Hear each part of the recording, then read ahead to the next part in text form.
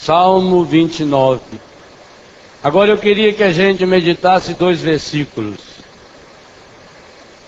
A última linha do versículo 6 e depois o versículo 12. Pela tarde vem o pranto, mas de manhã, o que acontece? Volta a alegria. Ligue essa frase com o que nós meditávamos de manhã.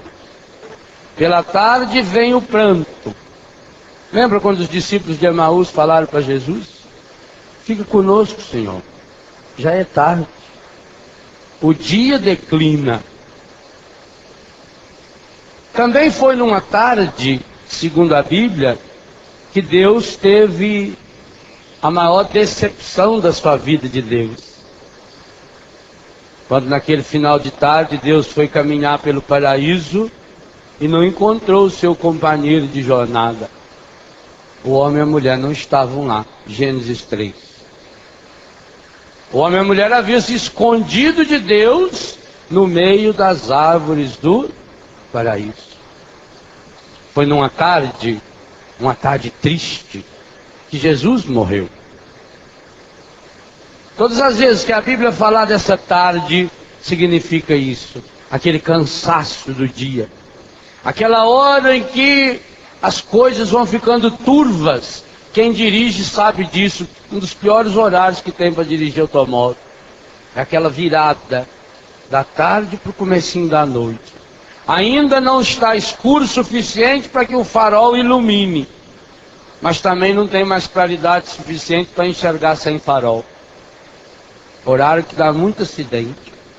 Essa tarde significa aqui, aquele dia, aquela hora, não é do relógio, em que você também caiu em si, no momento de dor, de tristeza, aquele finalzinho da pregação da manhã, que a gente segurava na mão de Jesus. De tarde vem essa tristeza, vem o pranto, mas de manhã volta a alegria. Quando? Quando eu coloco esse pranto no coração de Deus. Versículo 12. Vós, esse vós é quem?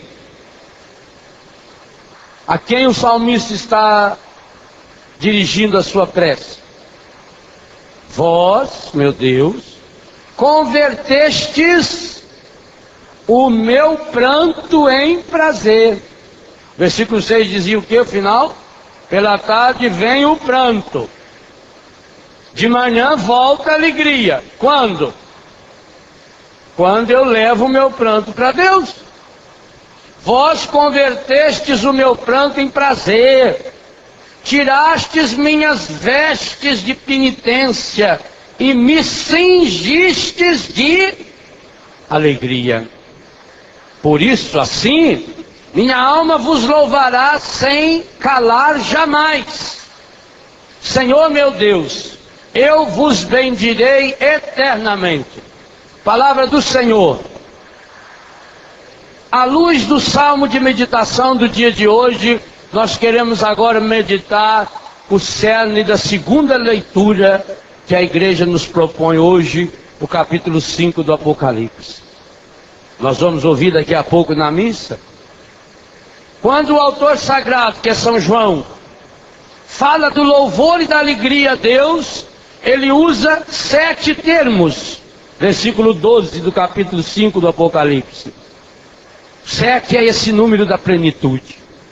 Se há uma certeza bíblica, essa certeza é que o cristão, o seguidor de Jesus, ou é alguém que vive a alegria, ou perde a sua fé.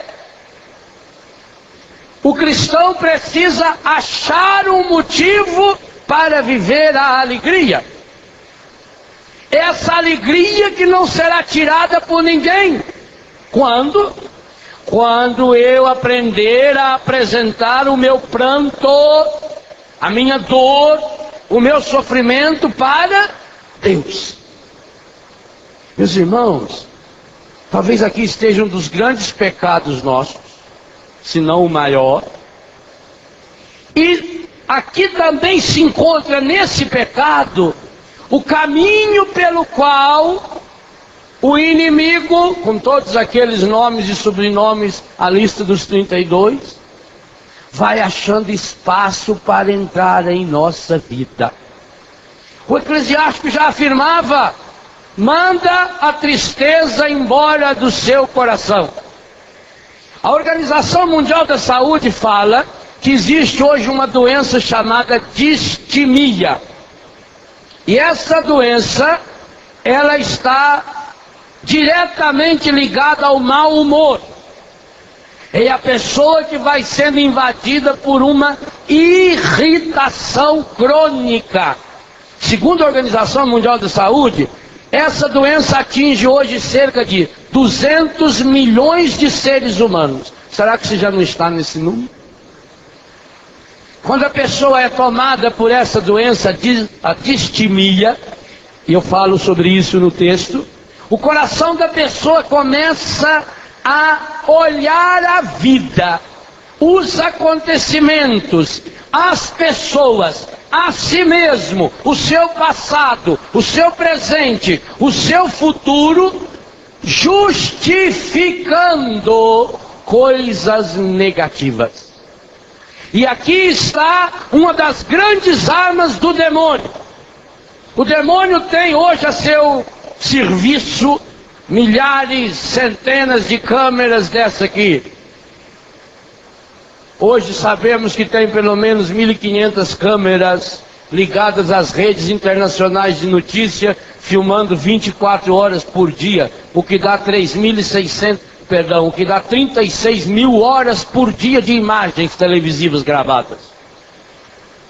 E quando é para selecionar 30 minutos para fazer um telejornal, seleciona o quê? Meus irmãos e minhas irmãs, nós precisamos nos convencer de uma coisa: há uma pedagogia encardida por trás dessa filosofia pecaminosa de mostrar, primeiro, o negativo que há no mundo, para que você alimente a decepção. Tá vendo? Ó, tudo vai mal. Por que hoje tem tantos meios de comunicação fazendo campanha contra o governo federal? Eu acho um absurdo isso no Brasil. Independente de quem seja o presidente da República. Vocês acham que os donos dos meios de comunicação que mandam nesse país faz 500 anos, vocês acham que eles vão ficar satisfeitos de saber que pela primeira vez na história tem um representante do povo que é presidente da República? Mas nunca, nunca vão fazer o possível e o impossível para derrubar. E quantos cristãos vão cair de gaiato nessa história? Quantos de nós, porque nos alimentamos com o quê? Você já notou que a palavra restauração é prima irmã da palavra restaurante?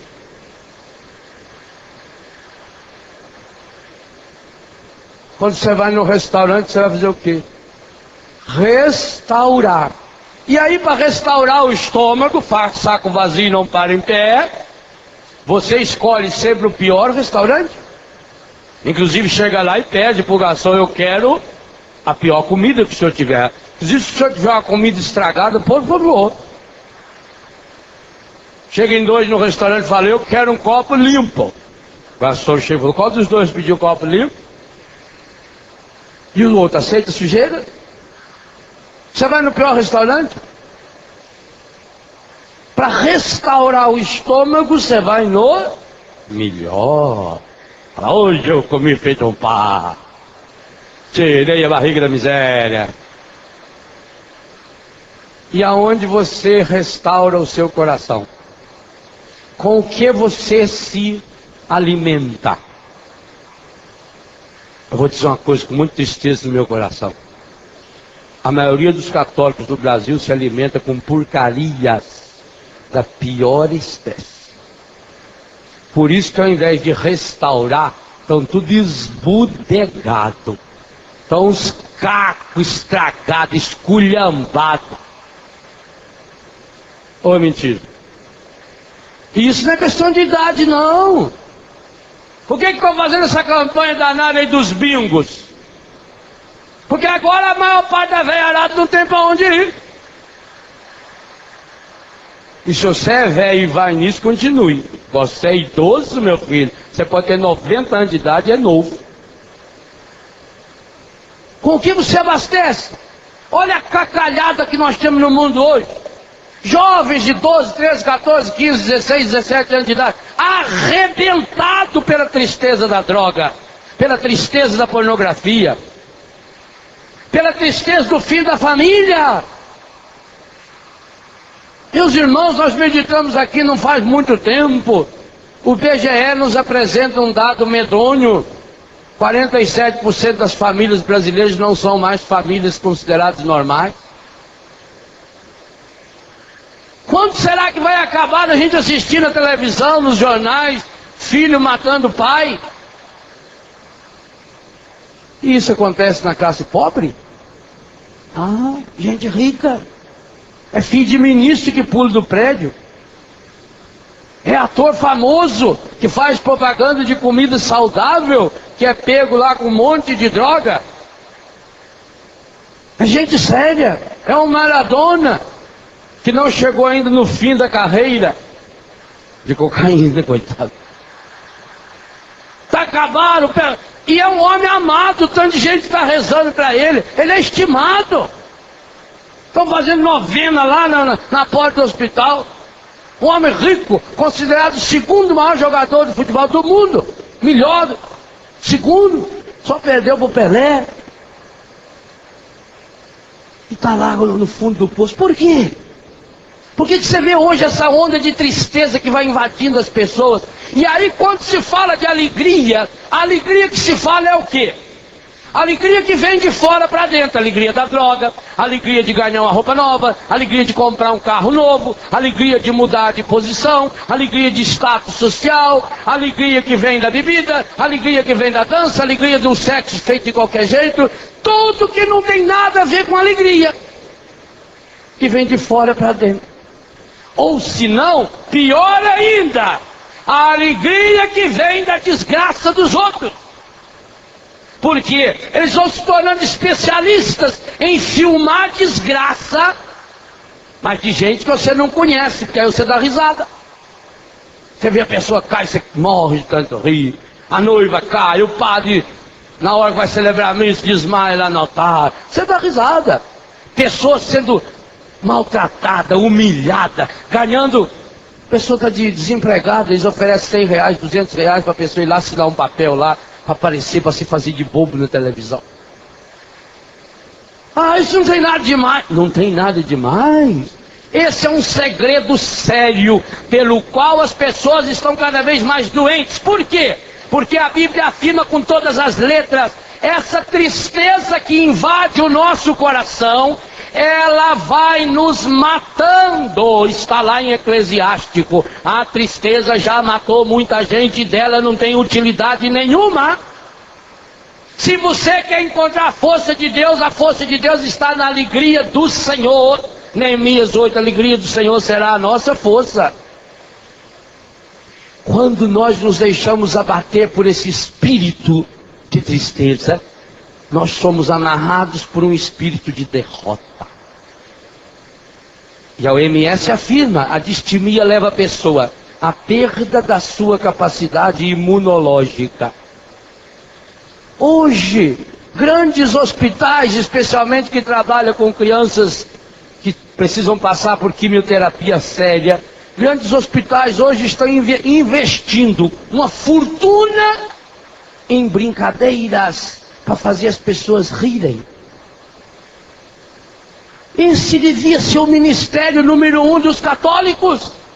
E especialmente, essa deveria ser a marca registrada da renovação carismática católica. Mas não é.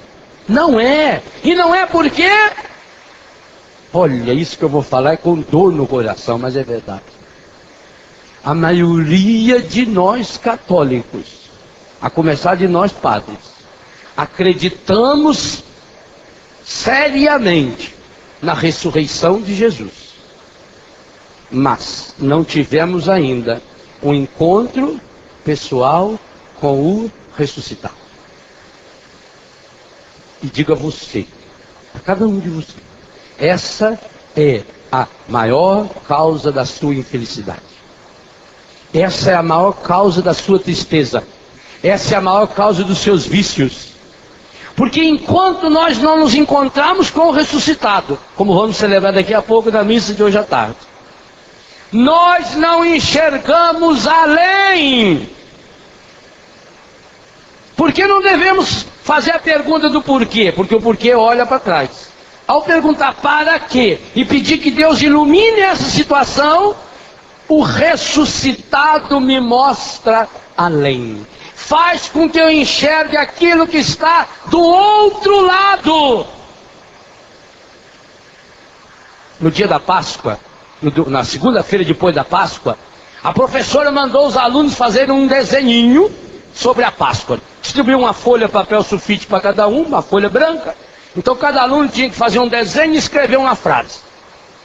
Aí deu lá meia hora para a criançada e depois começou a passar de carteira em carteira.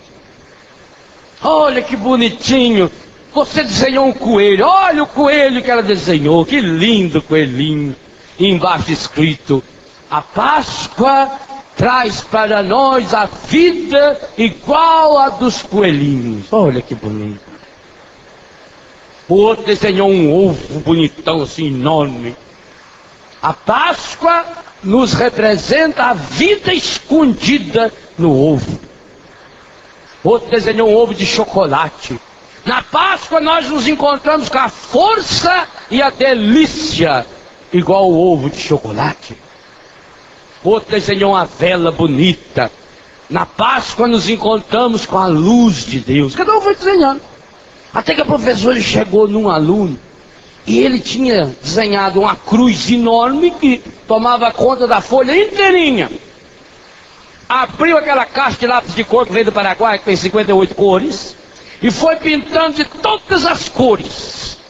Era a cruz mais colorida, que ocupava a folha inteirinha. O professor falou, que coisa linda essa cruz tão colorida, mas você não escreveu nada. Ele falou, eu escrevi atrás. Aí virou a folha e estava escrito embaixo assim, Páscoa, quem ri por último, ri melhor. Esse é o verdadeiro sentido da Páscoa. Você estará naqueles e naquelas, no grupo daqueles e daquelas que irão rir por último. Esse último com U bem grandão. Vou dizer uma coisa com tristeza. Se não tiver nesse grupo, não vai se encontrar com ela. Fiz um capítulo especial sobre ela no livro. Maria, a mulher do coração curado.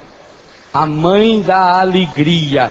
Maria está de pé aos pés da cruz para nos ensinar a permanecermos de pé diante dos sofrimentos. Ela nos levanta. Por quê? Porque Maria gestou no seu coração a vida inteira a verdadeira alegria. E é ela que nos ensina a cantar. Minha alma engrandece o Senhor, meu espírito pula de alegria em Deus meu Salvador. Pior, não vai se encontrar com ela, porque quem não gostar da alegria, quem não gostar de dançar, Santo Agostinho falava isso, aprendam a dançar, senão vocês não terão o que fazer no céu. Quem não gostar de dançar, de pular de alegria, não pode ir para o céu.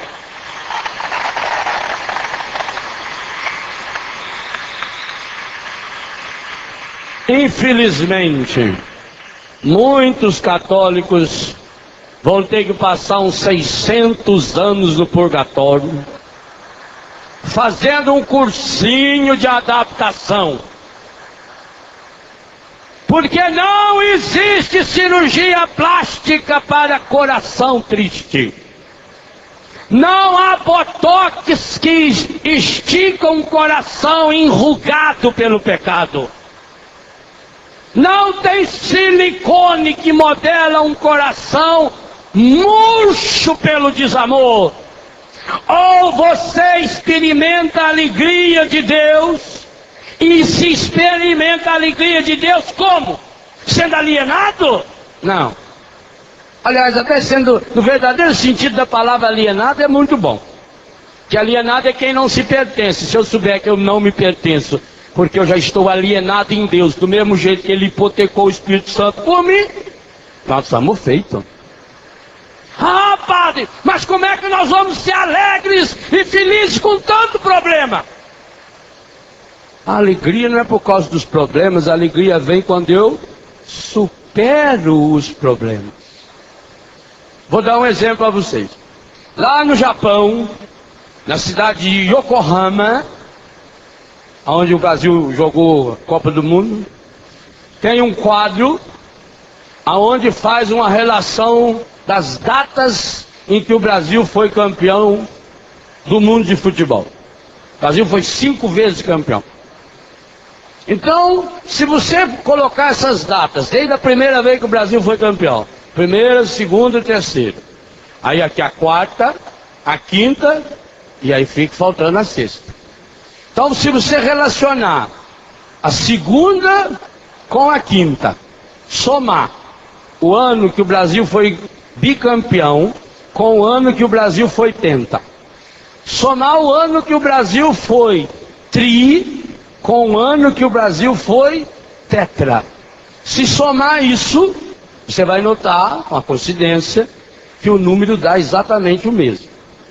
E somando a primeira vez que o Brasil foi campeão com 2006, também dá o mesmo número. Então, matematicamente falando, segundo o japonês, o campeão de futebol de 2006, ex-campeão na Alemanha, será o Brasil. Muito bem. Agora vocês imaginam o seguinte: o presidente da FIFA recebe essa carta lá do Japão, ou fique sabendo que eu contei aqui e pega a cópia.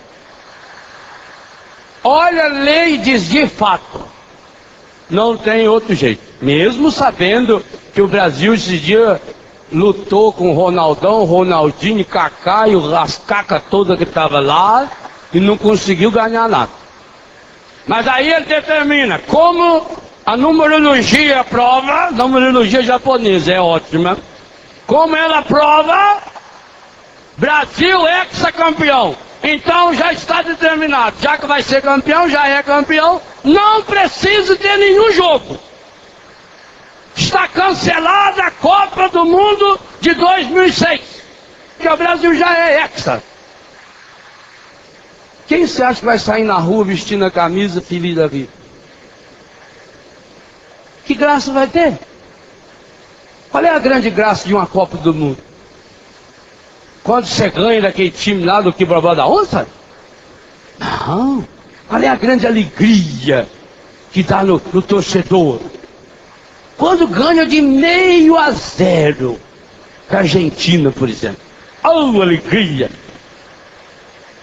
De 0-0 com a Alemanha? Como foi lindo ver aquele goleirão lá, que era o melhor do mundo, ganhar um frango daquele do Ronaldão, o gordão. Não é? Quanto mais difícil o adversário, a criançada cria um clima maravilhoso. O povo sai na rua, veste a camisa, acorda de madrugada para assistir o jogo. Por quê? Quanto mais difícil o adversário, maior o sabor da vitória, maior será a alegria. Ô meu irmão, por que com a vida você quer fazer o contrário? Você quer ir para o céu por W.O., ninguém vai. Para ir para o céu é preciso vencer os problemas. E mais do que isso, transformar os problemas em impulso para novas vitórias. E aí que brota a alegria. Enquanto não experienciarmos essa alegria, a alegria da vitória,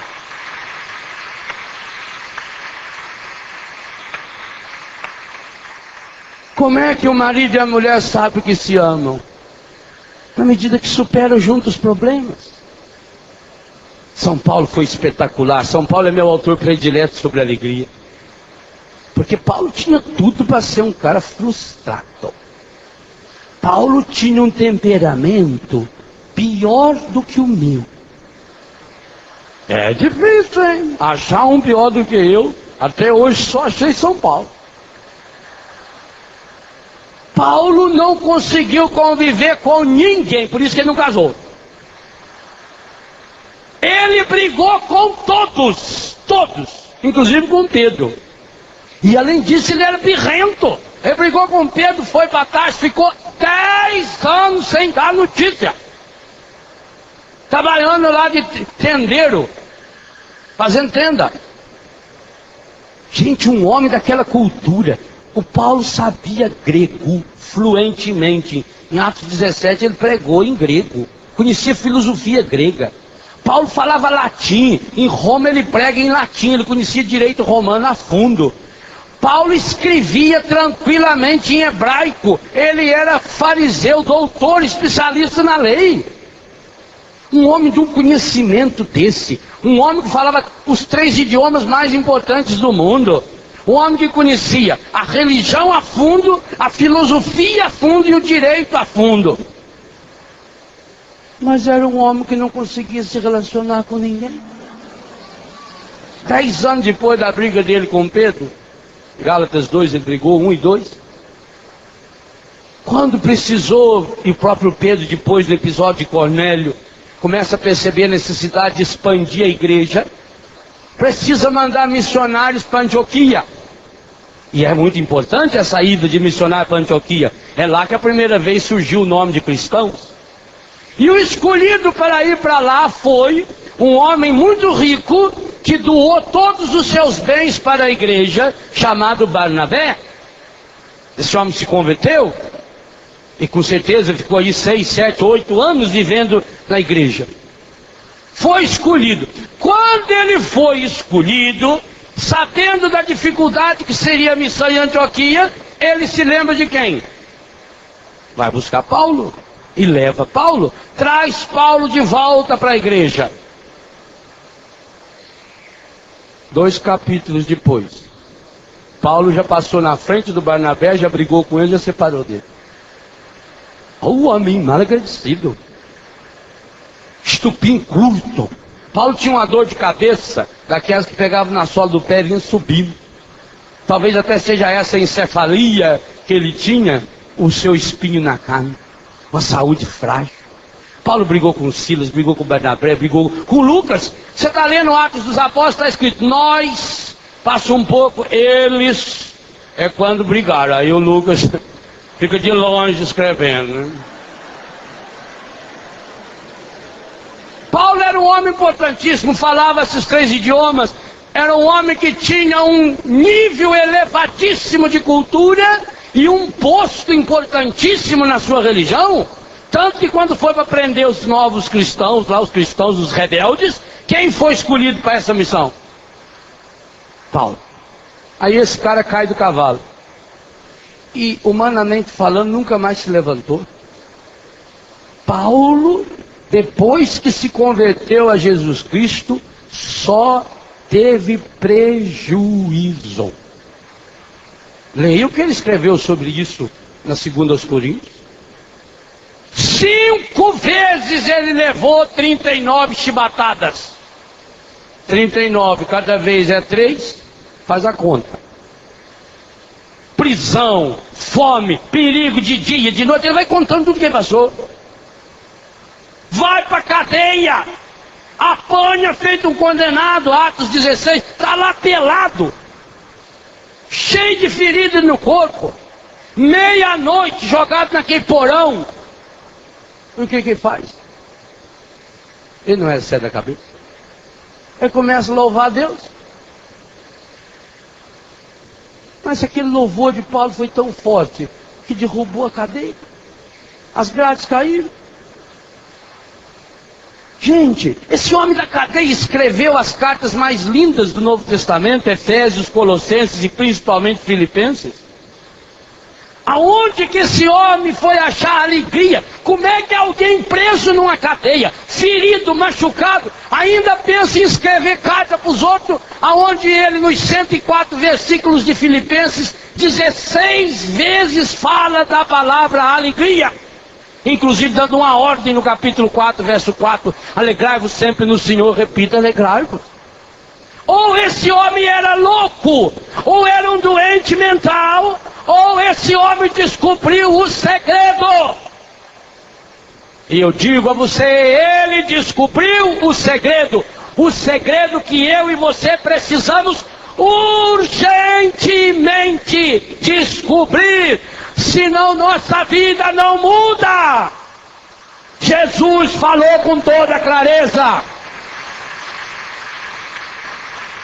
Em João 16, Jesus disse: eu vou tirar a tristeza de vocês, vou transformá-la em alegria, e ninguém será capaz de tirar essa alegria.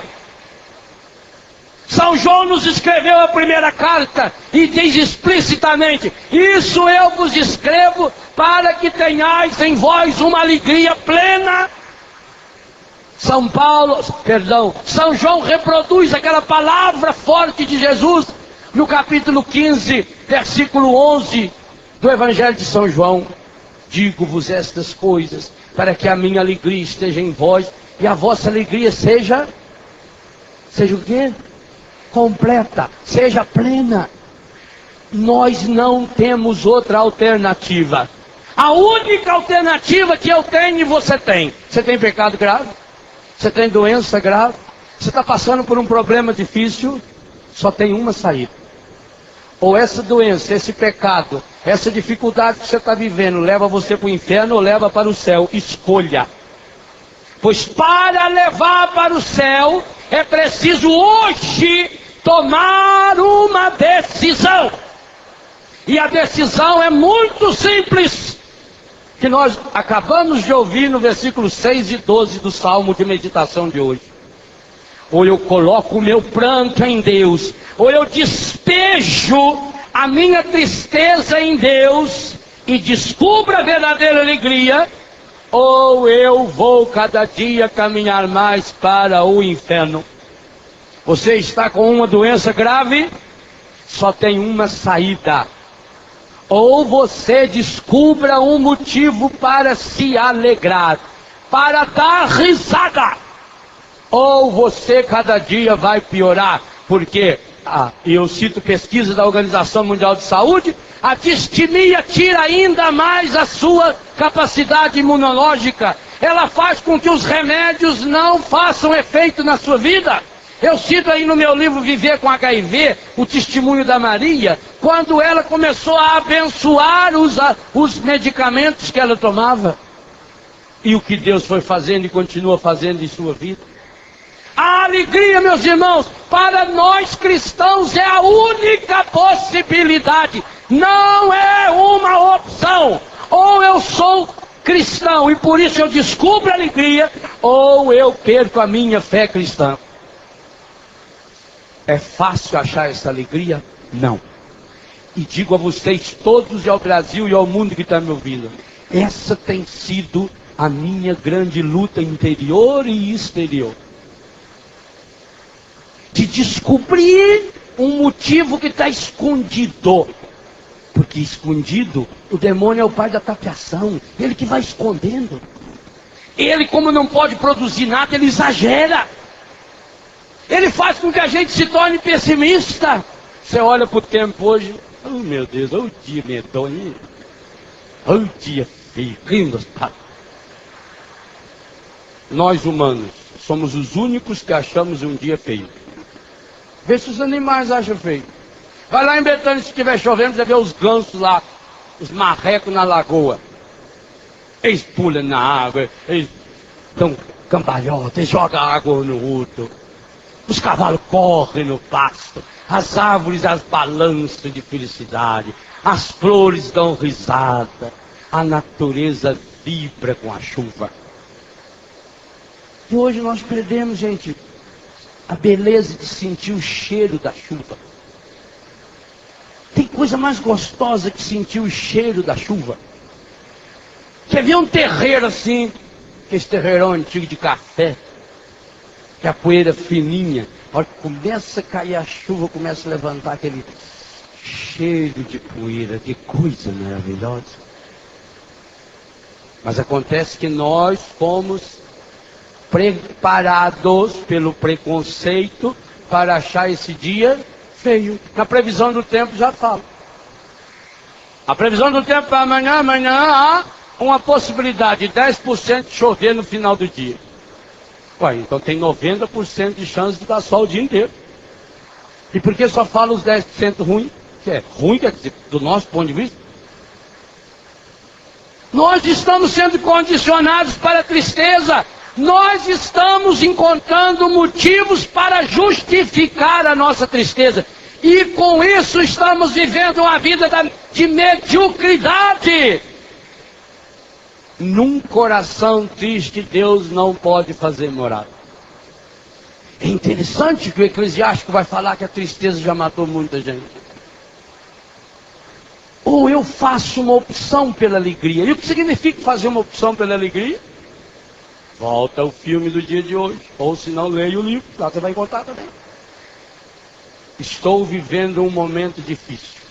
Pronto, pega ele na minha mão. Eu não vou mascarar meu problema. Estou com um problema com meu filho, com a minha filha, meu marido, meu pai, minha mãe. Estou desempregado.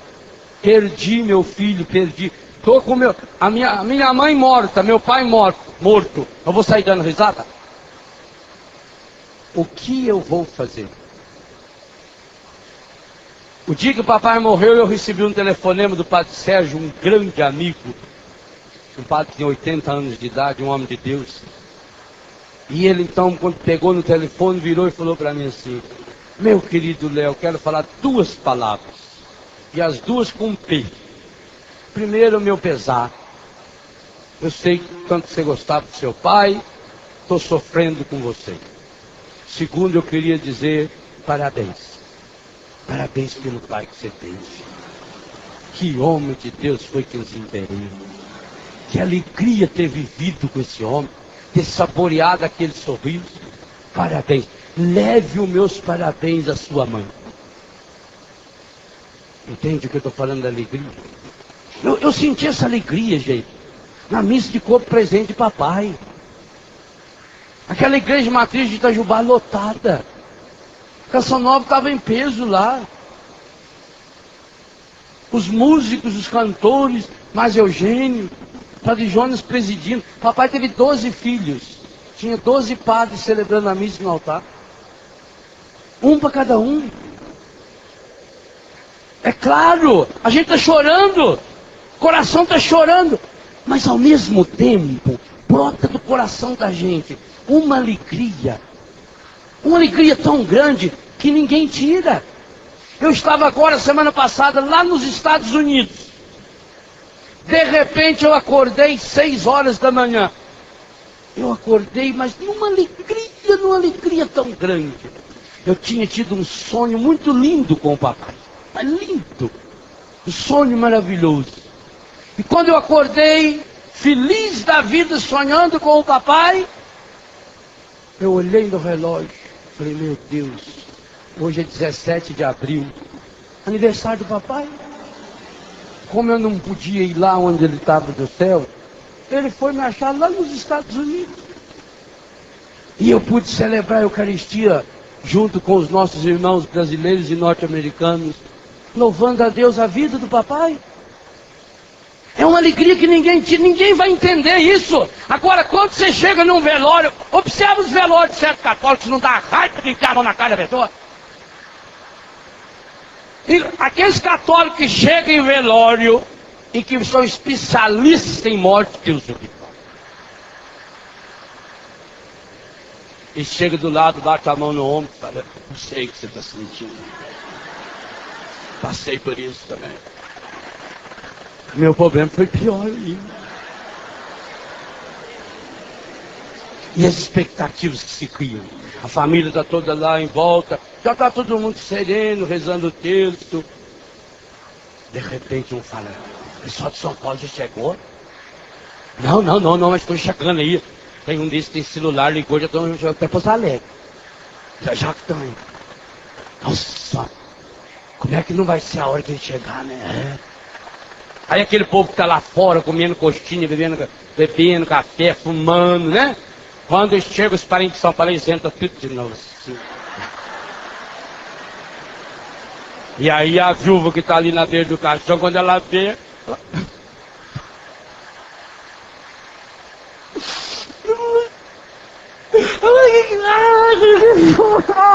Meu Deus do céu!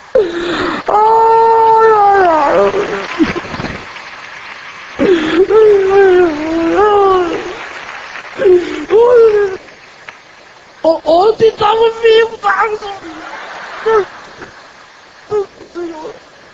não merecia, não merecia,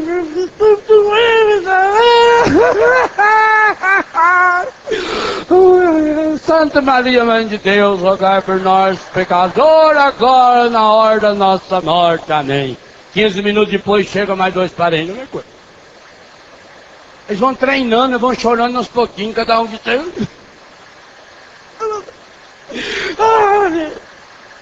Leva meu Deus! Ô meu irmão, ô minha irmã, você vai morrer. Talvez hoje.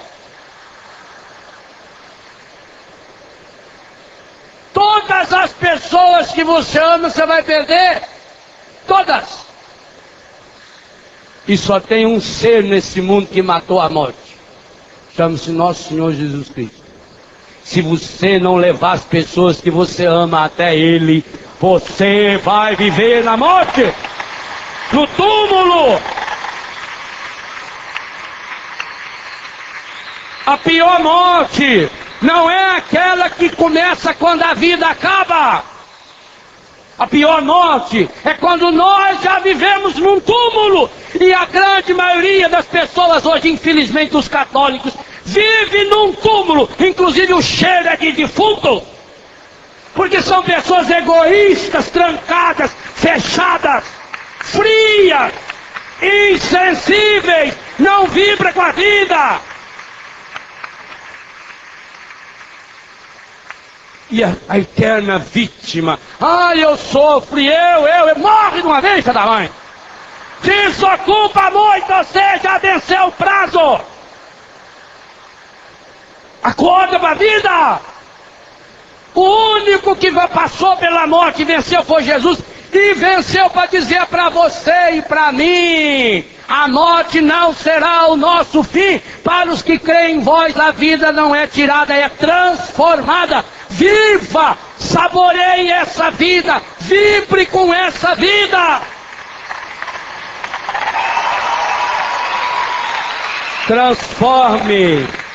Transforme esse problema no começo de uma vida nova. Transforme essa situação de morte numa situação de ressurreição. Mas como isso é possível, Padre? É possível quando eu tiver a certeza de um amor. O último capítulo desse livro, Os Segredos para a Cura Interior, eu dediquei a Adoniran Barbosa, o poeta do Bexiga, porque eu queria que tivéssemos muitos compositores católicos que tivessem a coragem de fazer, porque às vezes eu fico questionando a experiência de Deus de certas pessoas. Fala tanto que é de Deus, que já viu Jesus, já engoliu o Espírito Santo com pena e tudo, já escuta as verdades do Pai Eterno, vê Nosso Senhor andando de bicicleta o tempo todo, vai lá pra cá. Mas o que eles escrevem, as músicas que eles fazem, é para deixar a gente pior ainda. As melodias lá que, nossa senhora, bebê, socorro. Coisa medonha. O Adoniran Barbosa, ele era capaz de transformar a pior desgraça num samba. Primeiro, a voz dele era mais feia que a minha. Acho que até mais desafinado. Ele não tocava instrumento nenhum. Ele só sabia bater uma caixinha de fósforo. No entanto, como é que esse homem transformava desgraça em graça? Em samba. Ele foi chamado para ir lá na casa do Ernesto, lá no Brás. Ele morava no Jaçanã. Imagina, 40 anos atrás, sair do Jaçanã para o Brás. É uma viagem. E chega lá, o Ernesto não estava lá. Olha, se não era assunto para você falar um mês. Deus se livre, convida a gente porque... Ah, meu, por que eu tô nervoso? Eu tenho que estar nervoso mesmo. Eu tinha toda a fazer, eu tava lá, vinha aqui, e o Ernesto me convidou na terra, que ele não tava lá. A dona Irã fez um samba do Ernesto.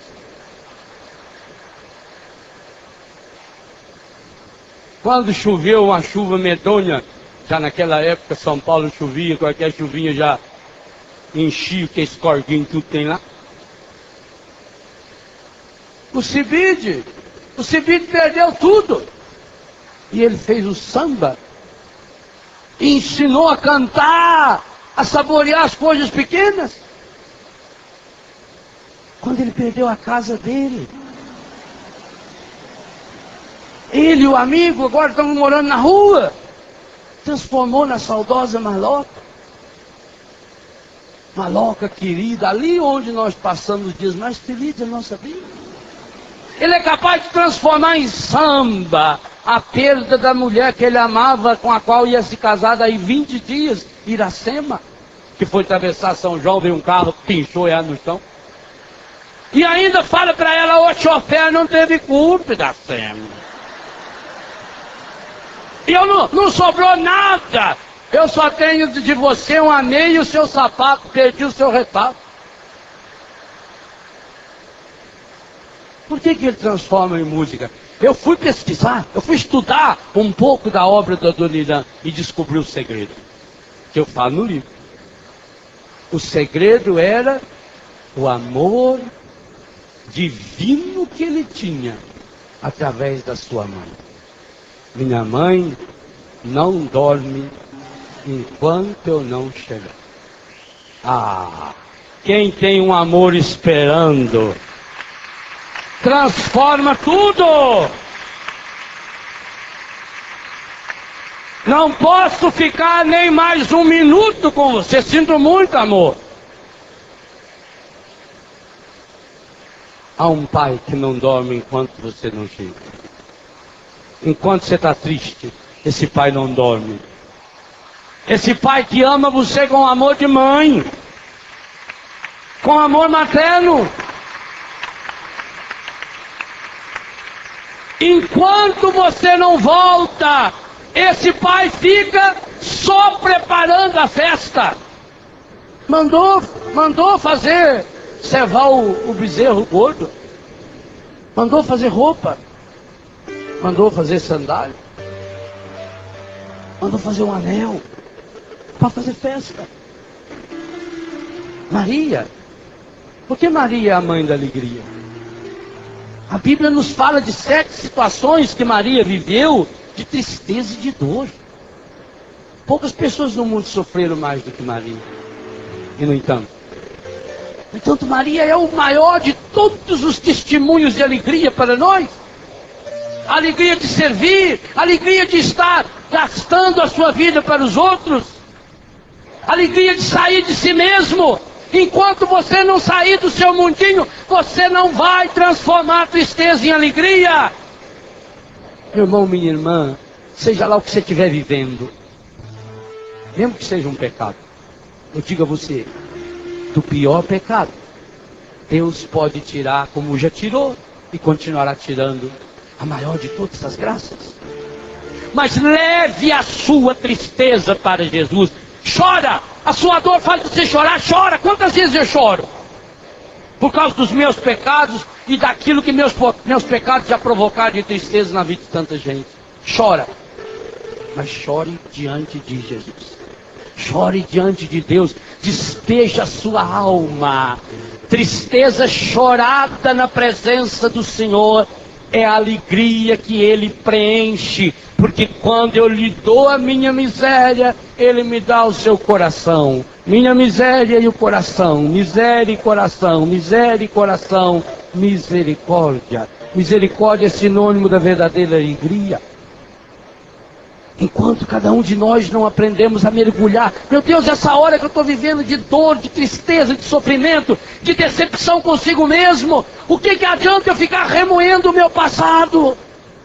O que adianta eu querer jogar na cara das pessoas, você foi culpado, eu estou assim hoje por sua culpa, resolve? Não, e além de não resolver, piora o problema, porque tira a minha imunidade física, psíquica, afetiva e espiritual.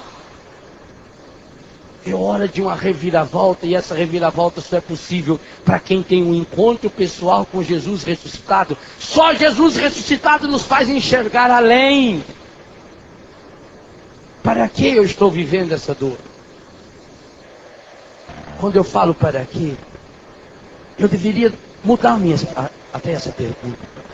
Eu deveria perguntar assim: esse problema que eu estou vivendo, essa doença, esse pecado, esse vício, que bem Deus pode tirar dele? Que bem eu posso aprender? O que eu posso aprender? Que fruto positivo eu posso tirar dessa tragédia, dessa desgraça? Se você não aprender dessa vez, sinto muito, vai acontecer de novo. E a próxima vez será pior. Porque nós só temos uma vida, ninguém tem duas vidas, uma para errar, outra para vir consertar. A sua vida é única. E se Jesus foi capaz de chegar ao extremo do amor, de morrer, para revelar a você que há um Deus esperando por você agora, nesse momento. Um Deus que é capaz de transformar a pior das suas desgraças, quando nós vemos um testemunho de cura, um testemunho de restauração. Por que o nosso coração se invade, se enche de felicidade? Porque eu começo a experimentar antecipadamente esse gosto de céu, esse gosto de ressurreição. E eu queria que hoje você experimentasse. Eu queria que hoje você prestasse atenção em cada palavra das orações e das leituras, que nós já meditamos a primeira, a segunda e o salmo de meditação, para a gente centralizar o coração na hora da Santa Missa e no Evangelho. Mas você vai descobrir uma coisa tão linda hoje. Hoje, Jesus quer ter um encontro pessoal com você. Você. Vai dizendo, você. Vai mostrando, você. Você. Não é com vocês. Deus nunca olha para a multidão. É com cada um. E para que Jesus quer ter esse encontro pessoal com cada um? Para mudar essa situação que você está vivendo, de derrota, de sofrimento, de dor. Por isso eu queria lançar um desafio no final dessa meditação. E que falo várias vezes no livro como segredo de cura interior. Enquanto você não aprender a louvar a Deus, aquilo que você está vivendo, você não acha o caminho.